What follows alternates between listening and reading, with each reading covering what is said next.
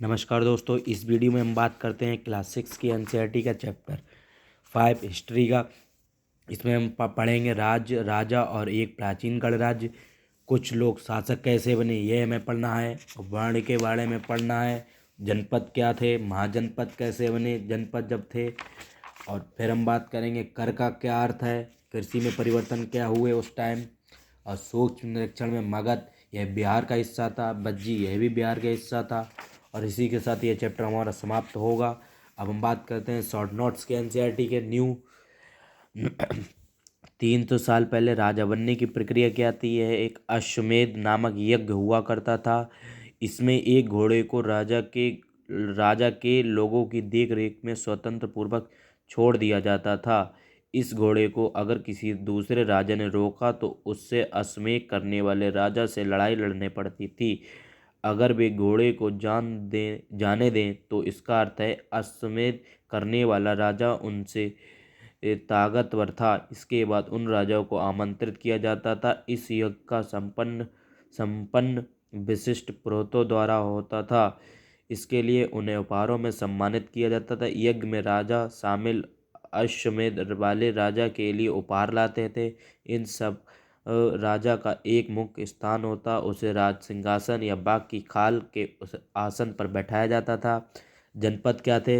महायज्ञों को करने वाले राजा अब जन के राजा ना होकर जनपदों के राजा माने जाने लगे। यानी कि कहने का अर्थ है कि जो जहाँ जनपद का अर्थ है जन के राजा ना होकर जनपदों के राजा माने जाने वाले लोग, यानी कि जन के बसने की जगह, यह है जनपद का अर्थ। पुरातत्वविदों ने कई जनपदों की खुदाई की है। दिल्ली में पुराना किला, उत्तर प्रदेश में मेरठ के पास हस्तिनापुर और एटा के पास अतरंजी खेड़ा प्रमुख है। यह प्रमुख जनपद स्थान है, यह इम्पोर्टेंट है फ्रेंड्स। अब हम बात करते हैं इसी के आगे। खुदाई में पता चला कि झोपड़ियों में रहते थे, मवेशियों तथा अन्य जानवरों को पालते थे लोग।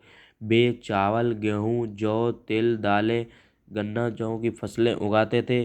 कुछ लोग मिट्टी के बर्तन बनाते थे, कुछ धूसर तथा कुछ लाल रंग के होते थे। इन पुरातत्वों में कुछ विशेष तरह के बर्तन मिले जिन्हें चित्रित धूसर पात्र के रूप से जाना जाता।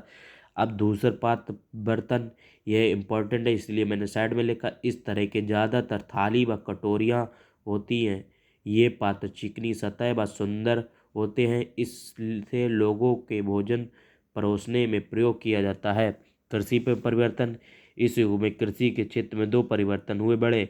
हल के फाल अब लोहे के बनने की जगह कठोर जमीन को आसानी से जोता जा सकता, यानी कि जो हल का फाल था वह लोहे का बनने लगा और जिससे कठोर जमीन को आसानी से जोता जा सकता था। लोगों ने धान के पौधे का रोपण शुरू किया, अर्थात खेतों में बीज छिड़ककर धान का पौधा तैयार करना शुरू कर दिया। सूक्ष्म निरीक्षण में मगध, 200 साल पूर्व यह महत्वपूर्ण जनपद था। गंगा तथा सोन नदी जैसे मगध से होकर जाती थी। यह यातायात, जल वितरण और जमीन को उपजाऊ बनाने के लिए महत्वपूर्ण। मगध का एक हिस्सा जंगल से भरा था। यहाँ पर एक क्वेश्चन आपसे पूछा जा सकता है कि मगध क्यों जनपद था। मगध इसलिए जनपद था क्योंकि यह समृद्धशाली था। समृद्धशाली किस तरह का था, क्योंकि यहाँ उपजाऊ भूमि थी, यातायात था और जल आसानी से मिल जाता था लोगों को। और इसका आधा एक हिस्सा जंगल से था, इसलिए यहाँ पे क्या नाम आसानी से उपजाऊ भूमि और यातायात, जल वितरण मिल जाता था लोगों को। और इसमें रहने वाले हाथियों को पकड़कर प्रशिक्षित करके सोने की सेना के काम में प्रयोग करते थे। कुछ तथा जंगल से लकड़ी प्राप्त करके वे घर, गाड़ियों, रथ बनाते थे। लोहे की अयस्क की खदानें हैं जिससे मजबूत हथियार बनते थे। मगध में दो प्रमुख बहुत ही शक्तिशाली शासक थे, एक बिंबिसार, दूसरा अजातशत्रु। बिंबिसार और अजातशत्रु बिहार में राजगृह कई सालों तक मगध की राजधानी बनी रही। बाद में पटना को राजधानी बनाया गया। यानी कि कहने का अर्थ है कि बिहार मगध की राजधानी बनी रही और फिर बाद में पटना राजधानी बनी गई। 2300 साल पूर्व मैसेडोनिया का राजा सिकंदर विश्व विजय करना चाहता था। सिकंदर को विश्व विजेता भी कहते हैं। पूरी तरह सफल न होने पर मिस्र तथा पश्चिमी एशिया के कुछ राज्यों को जीतता हुआ भारतीय उपमहाद्वीप में ब्यास नदी के किनारे, यह नदी बहुत ही इम्पोर्टेंट है, पेपर में आ सकता है कि सिकंदर जब भारत आया तो वह किस नदी के किनारे पहुंचा। उसने मगध की ओर कूच करना चाहा। कूच का अर्थ है बढ़ना। उसके सिपाहियों ने इनकार कर दिया। वे इस बात से भयभीत थे कि भारत के शासक पैदल, रथ और हाथियों की बहुत बड़ी सेना थी। यानी भारत के पास पैदल सेना और रथ और हाथियों की बहुत संख्या थी। बज्जी मगध राज्य के निकट बज्जी राज्य था। यानी मगध के पास जो राज्य था वह बज्जी था, जिसकी राजधानी वैशाली, यह बिहार में है। यहाँ एक अलग तरह की शासन व्यवस्था थी जिसे गढ़ या संघ कहते हैं। गढ़ संघ में कई शासक होते हैं। कभी कभी लोग एक साथ शासन करते थे, जिसमें प्रत्येक मनुष्य राजा कहलाता था। ये राज्य कई सभाओं का निर्माण करते, लेकिन वे स्त्रियां, दास तथा कंबगार सभा में हिस्सा नहीं लेते। बुद्ध तथा महावीर दोनों ही गढ़ या संघ से संबंधित थे। गढ़ इसका प्रयोग कई सदस्यों वाले समूह के लिए किया जाता है। संघ का अर्थ है संगठन या सभा या संघ। 2500 साल पूर्व एथेंस के लोगों ने एक शासन व्यवस्था की स्थापना की जिसे प्रजातंत्र या गणतंत्र कहते हैं।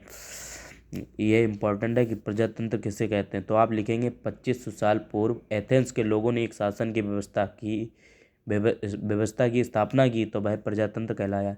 यह व्यवस्था 200 साल चली। इसमें 30 साल से ऊपर लोगों की पूर्ण नागरिकता दी जाती जो दास नहीं थे। वहाँ एक सभा थी जो महत्वपूर्ण विषयों पर निर्णय लेने के साल भर में 40 बार बुलाई जाती थी। इस सभा नागरिक भाग ले सकते, औरतों को नागरिक में का दर्जा नहीं था। इसी के साथ फ्रेंड्स ये चैप्टर हमारा हुआ फिनिश। अब हम बात करते हैं, फिर से आपको दिखा रहा हूँ, यह आपको नोट करना है पहले, फिर इसके बाद ये। यदि आपको नहीं आया है अभी भी कुछ समझ में तो आप कमेंट में बता दीजिए। और फ्रेंड्स वीडियो अगर अच्छी लगी हो तो अपने दोस्तों को भी शेयर कीजिए, जिससे कि वो भी नोट्स बना लें। यदि आपको कोई डाउट रह गया हो तो कमेंट में बता दीजिए। फिर आपको ये नोट करना है। इसी के साथ फ्रेंड्स ये चैप्टर हुआ finish. Thanks for watching the my video friends. Thank you.